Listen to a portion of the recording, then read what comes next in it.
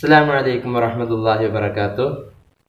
പ്രിയപ്പെട്ട വിദ്യാർത്ഥികളെ, നമ്മൾ ഒരു പുതിയ ശൈലിയിൽ ഇനി ഈ പാഠത്തിൻ്റെ ബാക്കി എടുക്കാൻ പോവാണ്.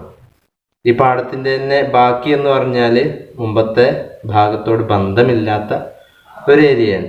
ഇതുവരെ നമ്മൾ അഫ്സാനവി അദബ് കാ ഇർത്തിഖ ആണ് പറഞ്ഞത്, അഥവാ നോവൽ, ദാസ്താൻ, ഇത്തരത്തിലുള്ള അഫ്സാനവികൾ, കഥകൾ, പഴങ്കഥകൾ, നോവലുകൾ, ചെറുകഥകൾ, ഇവ എങ്ങനെയാണ് ഉറുദു സാഹിത്യത്തിൽ വളർന്നത് എന്നതാണ് നമ്മൾ ഇതുവരെ ചർച്ച ചെയ്തത്. ഇനി നമുക്ക് ചർച്ച ചെയ്യാനുള്ളത് ഗൈർ അഫ്സാനവി അദബ് കാ ഇർത്തിഖ, അഥവാ കഥാ രൂപത്തിലല്ലാത്ത മറ്റു രൂപങ്ങളിലുള്ള സാഹിത്യ മേഖലകളിലുള്ള എഴുത്തുകളെ കുറിച്ചാണ് നമുക്കിന്ന് ചർച്ച ചെയ്യാനുള്ളത്.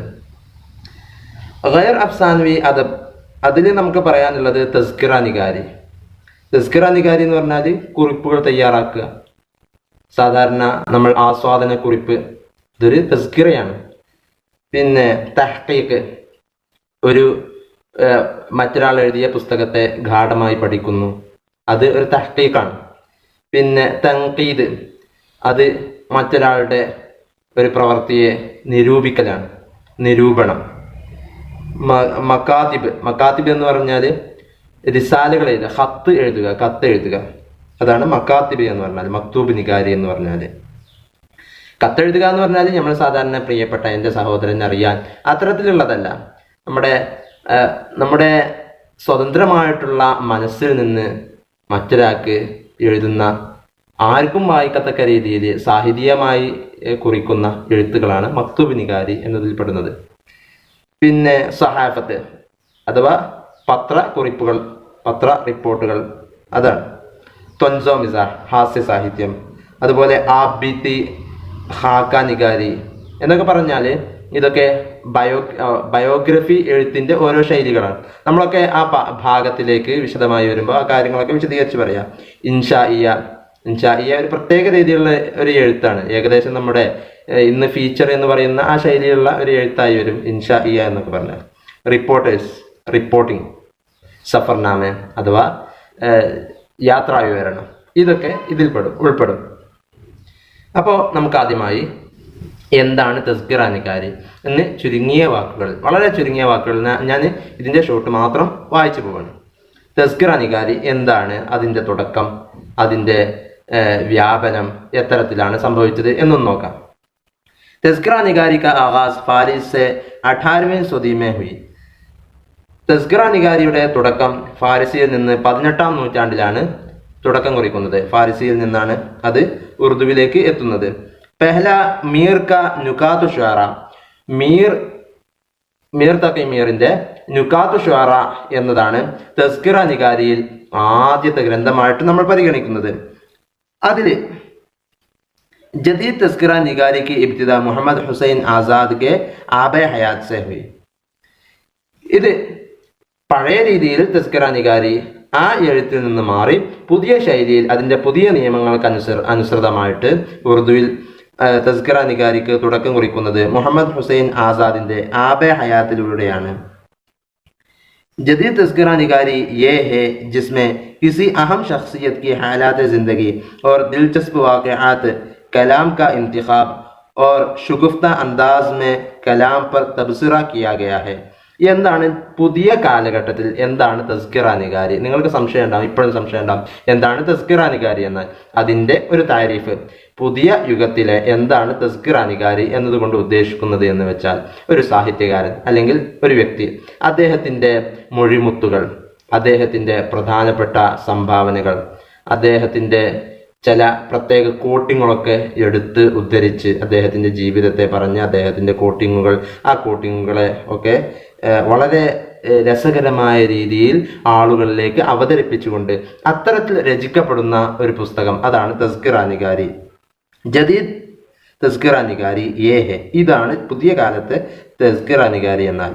ജിസ്മേ കിസി അഹം ഷഖ്സിയത്ത് കി ഹാലാത്തെ ജിന്ദഗി, ഒരു പ്രധാനപ്പെട്ട വ്യക്തിത്വത്തിൻ്റെ ജീവിതാവസ്ഥകൾ, ഉദാഹരണത്തിന് പറയുകയാണെങ്കിൽ മഹാത്മാഗാന്ധി അല്ലെങ്കിൽ സർ സയ്യിദ് അഹമ്മദ് ഖാൻ, ഇവരെയൊക്കെ എന്ത് ചെയ്യുന്നു നമ്മൾ തസ്കിറ നിഗാരി, അവരെക്കുറിച്ച്, അവരുടെ ജീവിതാവസ്ഥകൾ, അവർ കടന്നുപോയ ജീവിത വഴികളെക്കുറിച്ച് നമ്മൾ തേടി കണ്ടെത്തി എഴുതുന്നു. ഓർ ദിൽചസ്പ് വാക്യാത്ത്, അവരുടെ കാലഘട്ടത്തിൽ സംഭവിച്ച രസകരമായ സംഭവങ്ങൾ. സർ സെയ്ദ് അഹമ്മദ് ഖാനെ കുറിച്ച് പറയുകയാണെങ്കിൽ മുഹമ്മദ് ആംഗ്ലോ ഓറിയന്റൽ കോളേജ് അഥവാ അലിഗഡ് മുസ്ലിം യൂണിവേഴ്സിറ്റിയെ കുറിച്ച് നമ്മൾ എഴുതും. മഹാത്മാഗാന്ധിയെ കുറിച്ച് പറയുകയാണെങ്കിൽ അവരുടെ നിസ്സഹകരണ പ്രസ്ഥാനം, സത്യാഗ്രഹങ്ങൾ, ഇത്തരത്തിലുള്ള പല അദ്ദേഹത്തിൻ്റെതായ ചുവടുവെപ്പുകൾ അതിനെക്കുറിച്ചൊക്കെ എഴുതും. കലാം ക ഇന്തിഖാബ്, അവർ പറഞ്ഞു വെച്ച വാക്കുകൾ, അതിൽ നിന്ന് തെരഞ്ഞെടുക്കപ്പെട്ട ചില വാക്കുകൾ നമുക്ക് കാണാൻ കഴിയുമല്ലോ. സയ്യിദ് മുഹമ്മദ് കോയയുടെ തെരഞ്ഞെടുക്കപ്പെട്ട പ്രഭാഷണങ്ങളിൽപ്പെട്ട ചിലതൊക്കെ നമുക്ക് ഇന്നും പുസ്തകങ്ങളിലൂടെയായിട്ട് അവൈലബിൾ ആണ്. അത്തരത്തിലുള്ള എഴുത്തുകളാണ്. और शुगुफ्ता अंदाज में कलाम पर तबसरा किया गया है. വളരെ വ്യക്തമായ രീതിയിൽ, ഏറ്റവും ഏവർക്കും ആകർഷണീയമായ രീതിയിൽ അവരുടെ സംസാരത്തിൻ്റെ മേൽ ഒരു റിവ്യൂ നടത്തുകയും ചെയ്യും. അത്തരത്തിലുള്ള എഴുത്തുകളാണ് തസ്കിറ നിഗാരി എന്ന് പറഞ്ഞാൽ. ഇനി തൻഖീദ്. എന്താണ് തൻഖീദ് എന്ന് വെച്ചാൽ, തൻഖീദ് യേ ഹേ കെ തഖ്ലീഖാത് കാ പരഖ്ന. നിരൂപണം എന്ന് പറഞ്ഞാൽ നിങ്ങൾക്ക് മനസ്സിലാകും അതെന്താണ്. ഓരോ കൃതികളെ അതിനെ ചികഞ്ഞന്വേഷിക്കുകയാണ്, അതിനെ അടിമുടി പരിശോധിക്കുകയാണ് തൻഖീദിലൂടെ. തൻഖീദ് യേ ഹേ കെ തഖ്ലീഖാത് കാ പരഖ്ന, ഓരോ കൃതികളെ അതിനെ അടിമുടി പരിശോധിക്കുന്നു, അതിനെ നിരൂപിക്കുന്നു. ഫന്നി ഖൂബിയോ ഓർ ഖാമിയോ കാ ജായിസ ലേന. ഇതിൽ പ്രധാനപ്പെട്ട പ്രവൃത്തി നടക്കുന്നത് എന്താന്ന് വെച്ചാൽ, ഇതിൽ കലാപരമായി എത്ര മികവുറ്റതാണ്, എന്തൊക്കെ കുറവുകളുണ്ട്, എന്തൊക്കെ വിശേഷണങ്ങൾ ഇതിന് പറയാനുണ്ട്, ഈ കാര്യങ്ങളെയൊക്കെ വിലയിരുത്തലാണ് ഇതിലൂടെ ചെയ്യുന്നത്. പിന്നെ തൻഖീദ് കാ ബാഖായിദ ആഗാസ് അൽതാഫ് ഹുസൈൻ ഹാലി കാ മുഖദ്ദിമ ഷെയറോ ഷായരി സെ. തൻഖീദ് അതിൻ്റെ ഒരു നിയമാനുസൃതമായിട്ടുള്ള ഒരു രൂപത്തിലേക്ക് എത്തിപ്പെട്ടത് അത് അൽതാഫ് ഹുസൈൻ ഹാലിയുടെ കൃതിയായ മുഖദ്ദിമ ഷെയറോ ഷായരി അതിലൂടെയാണ്, ആ പുസ്തകത്തിലൂടെയാണ്. അദ്ദേഹം ഓരോ കവികളെയും വിലയിരുത്തുന്നുണ്ട്. അദ്ദേഹത്തിന് എന്തൊക്കെ വിശേഷണങ്ങളുണ്ട്, എന്തൊക്കെ ഗുണങ്ങളുണ്ട്, എന്തൊക്കെ മോശങ്ങൾ അദ്ദേഹത്തിൻ്റെ എഴുത്തുകളിലുണ്ട് എന്നൊക്കെ അദ്ദേഹം വിലയിരുത്തുന്നുണ്ട്. അതിലൂടെയാണ് തൻഖീദ് അതിൻ്റെ ഏറ്റവും ലേറ്റസ്റ്റ് ആയിട്ടുള്ള വേർഷൻ ഉറുദുവിൽ എത്തുന്നത്. ഷിബ്ലിനെ മഷ്രിഖി അന്ദാസ് കി തൻഖീദ് കി. ഈ തൻഖീദിന് അഥവാ നിരൂപണത്തിന് മഷ്രിഖ് മഗ്രിബ് രണ്ട് ആസ്പെക്റ്റുകളുണ്ട്. വെസ്റ്റ് ഈസ്റ്റ്, ഈസ്റ്റേൺ ശൈലി, വെസ്റ്റേൺ ശൈലി, ഇത്തരത്തിലുള്ള രണ്ട് ശൈലികൾ ഇന്നും സാഹിത്യത്തിൽ അവൈലബിൾ ആയിട്ടുണ്ട്. അപ്പോൾ മഷ്രിഖി രീതിയിൽ അതിൻ്റെ വിശദമായിട്ടുള്ള പഠനങ്ങൾ നിങ്ങൾ ഭാവിയിൽ ഡിഗ്രിയിലൊക്കെ ലിറ്ററേച്ചർ ചെയ്യുകയാണെങ്കിൽ നിങ്ങൾക്കത് മനസ്സിലാക്കാൻ സാധിക്കും. അപ്പോൾ നിങ്ങൾ ഇത്ര മാത്രം മനസ്സിലാക്കൂ. ഷിബ്ലിനെ മഷ്രിഖി അന്ദാസ് കി തൻഖീദ് കി. മഷ്രിഖി രീതിയിൽ, ഈസ്റ്റേൺ ശൈലിയിലാണ് അദ്ദേഹം ഷിബിലി എന്നവർ തൻഖീദ് നടത്തിയത്, നിരൂപണം നടത്തിയത്. മൗലവി അബ്ദുൽ ഹക്ക്, പിന്നെ ഫിറാഖ് ഗോരഖ്പൂരി, മുംതാസ് ഹുസൈൻ, അവരൊക്കെ മഗ്രിബി ഉസൂൽ പർ തൻഖീദ് കി, മഗ്രിബി ഉസൂൽ കി പേറവി കി. അവരൊക്കെ വെസ്റ്റേൺ ശൈലി കടമെടുത്തതായിരുന്നു അവരുടെയൊക്കെ എഴുത്തുകൾ. അതാണ് ഇന്ന് ലോകത്ത് പ്രബലമായിരിക്കുന്ന നിരൂപണത്തിന്റെ ഒരു ശൈലിയും. തറക്കെ പസന്ദ് അദബ് കെ പസേ മൻസർ മേ ഷേർ കോ രഖ്നെ കി കോശിഷ് കി. അവർ പുരോഗമനവാദിക്കാരുടെ സാഹിത്യം, അവര് എത്തരത്തിലാണോ സാഹിത്യത്തെ കൊണ്ടുപോയത്, സാഹിത്യത്തെ കണ്ടത്, അതിൻ്റെ ഒരു അടിസ്ഥാനത്തിൽ, പശ്ചാത്തലത്തിലാണ് ഇവരിൽ പലരും ഈ സാഹിത്യത്തെ, ഉറുദു സാഹിത്യത്തെ നിരൂപിക്കാൻ ശ്രമിച്ചത്. തറക്കി പസന്ദ് അദബ് കെ പസേ മൻസർ മേ ഷേർ കോ പരഖ്നെ കി കോശിഷ് കി. അതിനെ, ഈ കവിതയൊക്കെ പരിശോധിക്കുവാൻ, അതിനെ ചികഞ്ഞന്വേഷിക്കുവാൻ, പറഖ്ന എന്ന് പറഞ്ഞാൽ സ്ക്രാച്ച്, ഇങ്ങനെ മാന്തി എടുക്കുക എന്നാണ്. അഥവാ അതിനെങ്ങനെ ചികഞ്ഞന്വേഷിക്കാൻ, അതിൽ ചികഞ്ഞന്വേഷിക്കാൻ അവർ ശ്രമിച്ചിട്ടുണ്ട്. ഇനി അടുത്തത് തഹ്ഖീഖ്. തഹ്ഖീഖ് എന്തെന്ന് വെച്ചാൽ, തൻഖീദ് ഓർ തഹ്ഖീഖ് ലാസിം ഓർ മൽസൂം ഹെ. തൻഖീദും തഹ്ഖീഖും യഥാർത്ഥത്തിൽ കൂടുതൽ വ്യത്യാസങ്ങളൊന്നുമില്ല, അത് ലാസിമും മൽസൂമാണ്. ഒരിടത്ത് തഹ്ഖീഖ് നടന്നിട്ടുണ്ടെങ്കിൽ അവിടെ തൻഖീദ് നിർബന്ധമാണ്, തൻഖീദ് നടന്നിട്ടുണ്ടെങ്കിൽ തഹ്ഖീഖ് നിർബന്ധമാണ്. എന്താണ് തഹ്ഖീഖ് എന്ന് പറഞ്ഞാൽ, ഒരാൾ ഒരു പുസ്തകം രചിച്ചിട്ടുണ്ടെങ്കിൽ അതിൽ ചില സംശയമുള്ള ഭാഗങ്ങളുണ്ടെങ്കിൽ, ഒന്നിരിക്കൽ അതിൻ്റെ ലഫ്ലി ആയിട്ടുള്ള വശമായിരിക്കാം, അല്ലെങ്കിൽ അതിൻ്റെ മാനവീയമായിട്ടുള്ള വശമായിരിക്കാം. ഒരാൾ ഒരു വാദം ഉന്നയിച്ചു, അതിൽ അദ്ദേഹത്തിൻ്റെ അഭിപ്രായം എന്താണ്, ഈ രചയിതാവിൻ്റെ തന്നെ അഭിപ്രായം എന്താണ്, അതിനെ അന്വേഷിച്ച് കണ്ടെത്തി ഇത് അദ്ദേഹം പറഞ്ഞത് ഈ പുസ്തകത്തിൽ കൂട്ടിച്ചേർത്തതാണോ, അല്ല ഇത് നേരത്തെ ഉള്ളതാണോ, അത്തരത്തിൽ ഈ പുസ്തകത്തെ വിശാലമായിട്ട് ഒന്ന് പഠിക്കലാണ് തഹ്ഖീഖ് എന്ന് പറഞ്ഞത്. അപ്പോൾ ഈ പഠിക്കുന്ന കൂട്ടത്തിൽ തന്നെ ഇതിലുള്ള നിരൂപണങ്ങൾ, ഇദ്ദേഹത്തിന്റെ നിലപാടുകളെ നിരൂപിക്കൽ സ്വാഭാവികമായിട്ടും വരും. അപ്പോൾ ഇത്തരത്തിൽ വിശദീകരിച്ച് ഇതിനെ കൃത്യമാക്കാൻ, ഇദ്ദേഹത്തിന്റെ നിലപാടുകൾ കൃത്യമാക്കാൻ വേണ്ടി അതിനാണ് തഹ്ഖീഖുകൾ നടത്തുന്നത്. ഇതിൽ സ്വാഭാവികമായിട്ടും തൻഖീദുകൾ, നിരൂപണങ്ങൾ വരും എന്നത് ഉറപ്പാണ്. ഏതായാലും അതുകൊണ്ടാണ് തൻഖീദ് ഓർ തഹ്ഖീഖ് ലാസിം ഓർ മൽസൂം ഹെ. ഇത് ലാസിമും മൽസൂമാണ്, ഒന്നും മറ്റൊന്നിനോട് വേർപെട്ട് നിൽക്കാൻ സാധിക്കൂല. തൻഖീദ് വന്നാൽ അവിടെ തഹ്ഖീഖ് സംഭവിക്കും. ഇസ്കാ ബുനിയാദ് തജസ്സുസ്, ഇതിന്റെ അടിസ്ഥാനം അത് തജസ്സുസാണ്, അഥവാ ചികഞ്ഞന്വേഷിക്കുക. തജസ്സുസ്, സൂക്ഷ്മമായി അന്വേഷിക്കുക. തജസ്സുസ്, ജാസൂസ് എന്നതൊക്കെ ആ പദങ്ങളൊക്കെ നിങ്ങൾക്ക് നേരത്തെ അറിയാലോ. ഇതിന്റെ പ്രധാനപ്പെട്ട ഇതിലേക്ക് സംഭാവന ചെയ്ത മഹാനായ സാഹിത്യകാരന്മാര് സർ സയ്യിദ് അഹമ്മദ് ഖാൻ, മൗലവി അബ്ദുൽ ഹക്ക്, അവരൊക്കെയാണ് തഹ്ഖീഖ് കി തറഫ് തവജ്ജുഹ്, അവരൊക്കെ തഹ്ഖീഖിലേക്ക് പ്രത്യേകം ശ്രദ്ധ കൊടുത്തിട്ടുണ്ട്. ഇനി നമുക്ക് മസ്മൂൻ നിഗാരി. മസ്മൂൻ നിഗാരി എന്ന് പറഞ്ഞാൽ കൂടുതലായിട്ടൊന്നും പറയാനില്ല, എസ്സേ റൈറ്റിംഗ്. എസ്സേ റൈറ്റിംഗ് എന്താണ്? ഒരു ലേഖനം എഴുത്ത് എന്ന് പറഞ്ഞാൽ ഓരോ ഫിക്കർ കെ സാത്ത് മൗസൂ കെ തമാം കോശോं को पेश करके अपने ഇസ്ഹാറെ ഖയാൽ കർണ.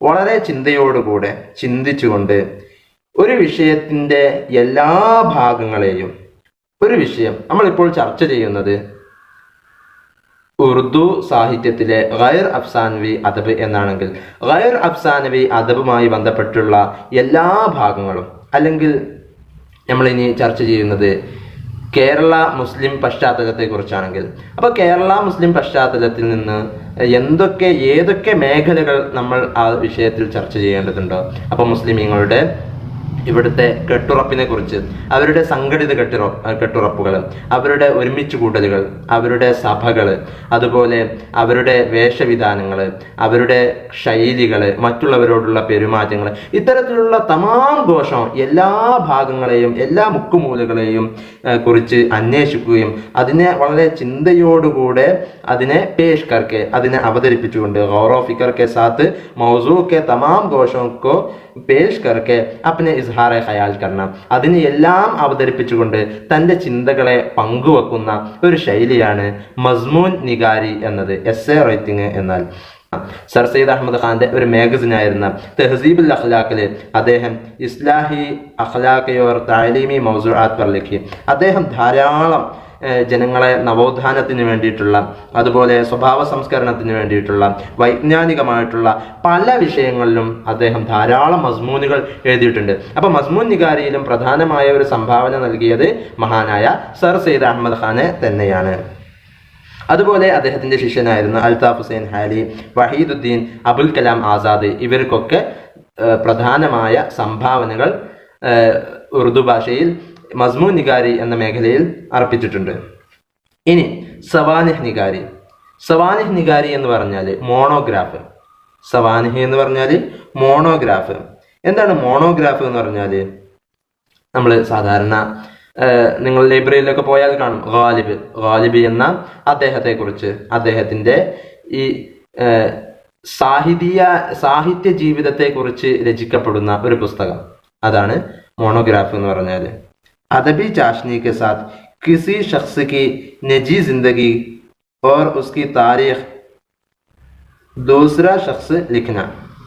എന്താണതെന്ന് പറഞ്ഞാൽ ഒരു വ്യക്തിയുടെ അദ്ദേഹത്തിൻ്റെ പ്രൈവറ്റ് ആയിട്ടുള്ള, അദ്ദേഹത്തിൻ്റെ രഹസ്യമായിട്ടുള്ള ജീവിതം, അഥവാ അദ്ദേഹത്തിൻ്റെ ജീവിതത്തിലെ അടിമുടി സംഭവങ്ങൾ, ഉസ്കി താരീഖ്, അവരുടെ ചരിത്രങ്ങളും, ആ വ്യക്തിയുടെ ചരിത്രങ്ങളും ദൂസറ ഷഖ്സ് ലിഖ്ന, മറ്റൊരു വ്യക്തിയാണ് എഴുതുന്നത്. അതാണ് മോണോഗ്രാഫ് എന്ന് പറഞ്ഞാൽ, മറ്റൊരു വ്യക്തി. അപ്പോൾ ഗാലിബിനെ കുറിച്ച് പറയുകയാണെങ്കിൽ ഗാലിബിൻ്റെ സ്വഭാവം എത്തരത്തിലായിരുന്നു, ഗാലിബിൻ്റെ നടപ്പ് എത്തരത്തിലായിരുന്നു, ഗാലിബിൻ്റെ ഫാമിലി, ഗാലിബ് എഴുത്തിലേക്ക് വരുന്നത് എങ്ങനെ, അങ്ങനെ എഴുത്ത്, അദ്ദേഹത്തിൻ്റെ സ്വാധീനവും അദ്ദേഹത്തിൻ്റെ സ്വഭാവവും എഴുത്തും എത്തരത്തിലായിരുന്നു, അങ്ങനെ ഒരു വിശദീകരിച്ച ഒരു പഠനം, അതാണ് സവാനിഹ് എന്ന് പറഞ്ഞത്. ഇതിൻ്റെ തുടക്കം. അപ്പോൾ സവാനിഹ് എന്ന് പറഞ്ഞാൽ അദബി ചാഷ്നി കെ സാത്ത്, അല്ല, സാഹിതീയ രുചിയോടുകൂടി. സാഹിത്യത്തിന്റെ ചാഷ്നി എന്ന് പറഞ്ഞാൽ അതിന്റെ രുചി, ലദ്ദത്ത് എന്നാണ് അർത്ഥം. അദബി ചാഷ്നി നല്ല വാക്കാണല്ലോ. അദബി ചാഷ്നി കെ സാത്ത്, ഒരു സാഹിത്യ രുചിയോടുകൂടെ കിസി ഷഖ്സിക്ക് നജീ ജിന്ദഗി. അപ്പൊ ഇതിലൊരു പ്രത്യേകത എന്ന് പറഞ്ഞാൽ, നമ്മൾ സാധാരണ ഒരാളെ കുറിച്ച്, ഒരു പണ്ഡിതനെ കുറിച്ച് നമ്മൾ എഴുതുമ്പോൾ അവരുടെ ജീവിതത്തെ കുറിച്ച് പടിപടിയായിട്ട് ഇങ്ങനെ എഴുതുമെങ്കിൽ അതിലൊരു സാഹിത്യത്തിന്റെ ഒരു രുചി അതിലുണ്ടായിക്കൊള്ളണമെന്നില്ല. സാഹിത്യമായിട്ടാണ് ഒരാളുടെ ജീവിതത്തെ എഴുതുന്നത് എങ്കിൽ അപ്പോഴാണ് ഇത് മോണോഗ്രാഫായി തീരുന്നത്. किसी शख्स की निजी जिंदगी और उसकी तारीख दूसरा शख्स लिखना, മറ്റൊരാൾ എഴുതുക, അതാണ് സവാനിഹ് എന്നാൽ. ഇതിന്റെ തുടക്കം ആഗാസ് അൽതാഫ് ഹുസൈൻ ഹാലി, അദ്ദേഹത്തിന്റെ യാദ്ഗാറെ ഗാലിബ്. അൽതാഫ് ഹുസൈൻ ഹാലി യാദ്ഗാറെ ഗാലിബ്, ഗാലിബിന്റെ ഓർമ്മക്കുറിപ്പുകളായിട്ട് അദ്ദേഹം യാദ്ഗാറെ ഗാലിബ് എന്ന പുസ്തകം രചിച്ചു. അതിലൂടെയാണ് അൽതാഫ് ഹുസൈൻ ഹാലിയുടെ ഒരു പുതിയ സംഭാവന ഉറുദു ലോകത്തേക്ക്, ഉറുദു സാഹിത്യ ലോകത്തേക്ക്, മോണോഗ്രാഫ് എന്ന ഒരു മേഖലയിലേക്ക് അദ്ദേഹം കാലെടുത്തു വെച്ചതോടുകൂടിയാണ് ഉറുദു സാഹിത്യത്തിൽ സവാനിഹ് എന്നതിന്റെ ഒരു ബാക്കായിദ, അതിന്റെ റെഗുലർ ആയിട്ടുള്ള ഒരു ഫോം രൂപപ്പെട്ടത്. ഹയാത്തെ ജാവേദ്, ഹയാത്തെ സഅദി, ഇതൊക്കെ ഇതിനുള്ള ഉദാഹരണങ്ങളാണ്. അൽതാഫ് ഹുസൈൻ ഹാലിയുടെ തന്നെയാണ് ഹയാത്തെ ജാവേദ്, ഹയാത്തെ സഅദി, ഇതൊക്കെ. ഷിബിലിയുടെ സീറത്തുൻ നബവി, സീറത്തുൻ നബവി ഇതും ഒരു മോണോഗ്രാഫ് തന്നെയാണ്. ഷിബിലിയുടെ സീറത്തുൻ നബവിയുടെ പ്രത്യേകത വളരെ സാഹിത്യമായിട്ടാണ് അദ്ദേഹം രചിച്ചിട്ടുള്ളത്. നബി തങ്ങളുടെ സീറയാണ്, അതും അദബി ചാഷ്നി കെ സാത്ത് ലിഖ്നെ സെ വോ ഭി സവാനിഹ് മേ ഷാമിൽ ഹുവ. യൂണിവേഴ്സിറ്റികളിൽ ഇത് ഒരു മോണോഗ്രാഫ് എന്ന ഒരു വിഭാഗത്തിലാണ് ഇതിനെയൊക്കെ ഉൾപ്പെടുത്താറുള്ളത്. മീർ തഖി ഹയാത്തെ ഷായർ എന്ന മീർ തഖിയുടെ ഹയാത്തെ ഷായർ എന്നുള്ള പുസ്തകം ഈ മോണോഗ്രാഫ് യൂണിവേഴ്സിറ്റിയുടെ കീഴിൽ ഒരു മോണോഗ്രാഫി എന്ന രീതിയിൽ രചിക്കപ്പെട്ട ഒന്നാണ്. ഇനി ആബ് ബീത്തി യാ ഖുദ് നവിഷ്ത്, ഇത് നിങ്ങൾക്ക് കൂടുതൽ വിശദീകരിച്ച് തരേണ്ട ആവശ്യം ഉണ്ടാവില്ല. ബയോഗ്രഫി, ഓട്ടോ ബയോഗ്രഫി, അതാണ് ആബ് ബീത്തി യാ ഖുദ് നവിഷ്ത്. ഹാലാത്ത് ജിന്ദഗി ഖുദ് ബയാൻ കർണ, ഒരാളുടെ ജീവിതാവസ്ഥകൾ, അയാൾ കഴിച്ചു കൂട്ടിയത് എങ്ങനെയൊക്കെയാണ്, തൻ്റെ അവസ്ഥകളെ ഖുദ് ബയാൻ കർണ, സ്വന്തം വിശദീകരിക്കലാണ് ആബ് ബീത്തി അല്ലെങ്കിൽ ഖുദ് നവിഷ്ത്. ഖുദ് നവിഷ്ത്, പഹല ഖുദ് നവിഷ്ത് താരീഖ് അജീബ് ഹെ, അത് ജാഫർ താനിശ്ശേരി എന്ന വ്യക്തിയുടെ, ജാഫർ താനിശ്ശേരി മലയാളിയല്ല കേട്ടോ, ജാഫർ താനിശ്ശേരിയുടെ താരീഖ് അജീബ് എന്നതാണ് ഖുദ് നവിഷ്തിൽ ആദ്യത്തെ ഒരു സംഭാവന. ഖ്വാജ ഹസൻ നിസാമിയുടെ ആബിദ്യം ഇതിൽ പ്രമുഖമാണ്. ഇനി നമുക്ക് സഹാഫത്ത്, ജേർണലിസം എന്ന് പറഞ്ഞ വാക്കിലൂടെ തന്നെ നിങ്ങൾക്കത് മനസ്സിലായിട്ടുണ്ടാകും. ജേർണലിസത്തിന്റെ തുടക്കം ഇബ്തിദ 1822 में लाल सुदा सिख ने अखबार जाम जहां नुमा से, ഇതിന്റെ തുടക്കം ഉറുദുവിൽ സഹാഫത്തെ ശൈലിക്ക് തുടക്കം കുറിക്കുന്നത് 1822 ഇബ്തിദ 1822 में लाल सुदा सिख ने अखबार जाम हयात नुमा से आगाज किया.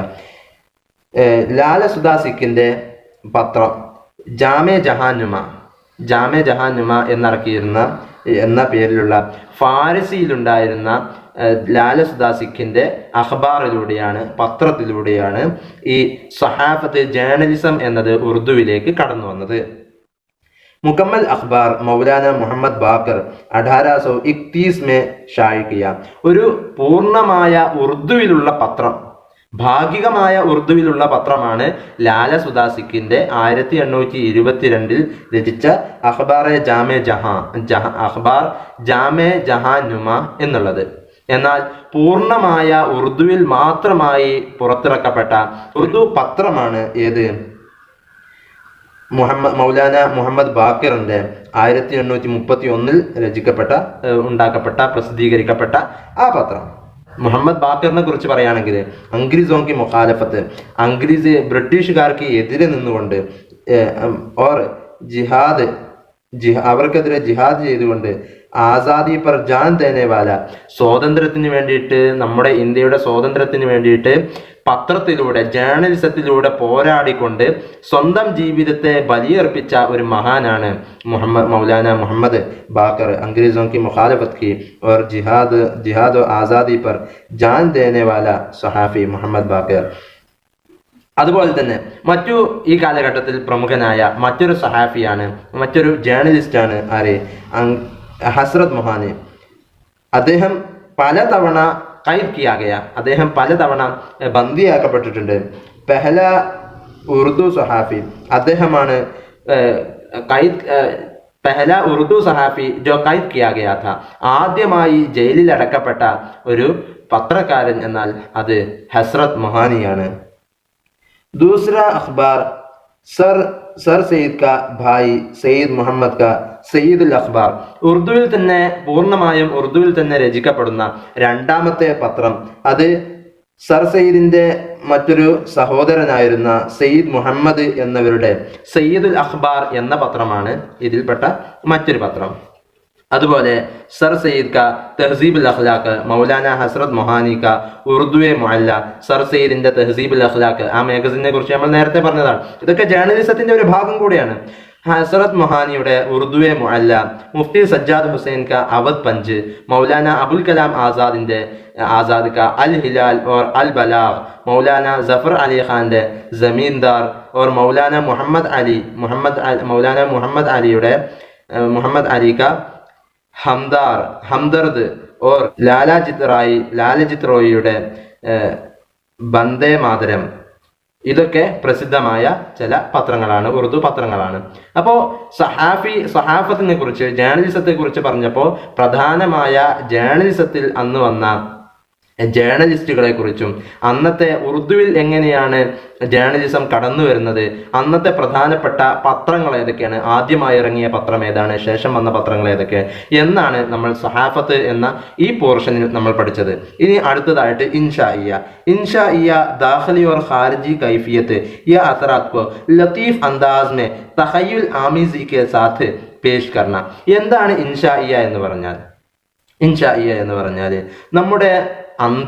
നമ്മുടെ മനസ്സാന്തരങ്ങളിലുള്ള അല്ലെങ്കിൽ നമ്മുടെ ബാഹ്യ പ്രകടനങ്ങളായി വരുന്ന നമ്മുടെ ചില അല്ലെങ്കിൽ നമ്മുടെ മനസ്സിൽ സ്വാധീനിച്ച ചില സ്വാധീനങ്ങൾ, അവയെ ഒക്കെ ലത്തീഫ് അന്താസ്മെ, വളരെ നർമ്മം കലർന്ന ഭാഷയിൽ രസകരമായിട്ട് തഖയ്യുൽ ആമീസി കെ സാത്ത്, ഭയങ്കര ചിന്ത കൊടുത്തുകൊണ്ട്, നല്ല നല്ല ചിന്തകൾ കലർത്തിക്കൊണ്ട് പേഷ് കർണ, അതിനെയൊക്കെ അവതരിപ്പിക്കലാണ് ഇൻഷാഇയ എന്ന് പറഞ്ഞാൽ. ഇൻഷാഇയ എന്ന് പറഞ്ഞാൽ എന്താണ്? ഇൻഷാഇയ ദാഖിലി और खारिजी कैफियत या असरात को लतीफ अंदाज में तखय्युल आमीज़ी के साथ पेश करना, ഇത്തരത്തിൽ അവതരിപ്പിക്കുക. ഇതാണ് ഇൻഷാഇയ എന്ന് പറഞ്ഞാൽ. ഇതിന്റെ തുടക്കം ഇബ്തിദായി നമൂനെ ആബെ ഹയാത്ത് में मोहम्मद हुसैन आज़ाद की आबे हयात से मिलती हैं. ഇതിന്റെ ഒരു തുടക്ക രൂപം, ഇൻഷാഇയ എഴുത്തിന്റെ ഒരു തുടക്ക രൂപം നമുക്ക് ലഭിക്കുന്നത് മൗലാന മുഹമ്മദ് ഹുസൈൻ ആസാദിന്റെ ആബെ ഹയാത്ത്, നമ്മൾ നേരത്തെ സൂചിപ്പിച്ച ഒരു പുസ്തകമാണ്. മുഹമ്മദ് ഹുസൈൻ ആസാദിന്റെ ആബെ ഹയാത്തിലൂടെ ഇൻഷാഇയയുടെ പ്രാഥമിക രൂപങ്ങൾ നമുക്ക് കണ്ടെത്താൻ സാധിക്കും. ശേഷം നമുക്ക് ഉറുദുവിൽ ധാരാളം ഇൻഷാഇയ രീതിയിൽ എഴുത്തുകളൊക്കെ വന്നിട്ടുണ്ട്. മച്ചർ എന്നുള്ള രസകരമായിട്ടുള്ള ഒരു ഇൻഷാഇയ ആയിട്ടുള്ള ഒരു എഴുത്തുണ്ട്. ഇനി തൊൻസോ മിസാഹ്, അടുത്തതായിട്ട് തൊൻസോ മിസാഹ്. ഒറ്റ വാക്കിൽ പറയുകയാണെങ്കിൽ ഹാസ്യ സാഹിത്യം എന്ന ഒറ്റ വാക്കിൽ തന്നെ നിങ്ങൾക്ക് അതിന്റെ പൂർണ്ണമായ വിശദീകരണം നിങ്ങൾക്ക് മനസ്സിലായിട്ടുണ്ടാകും.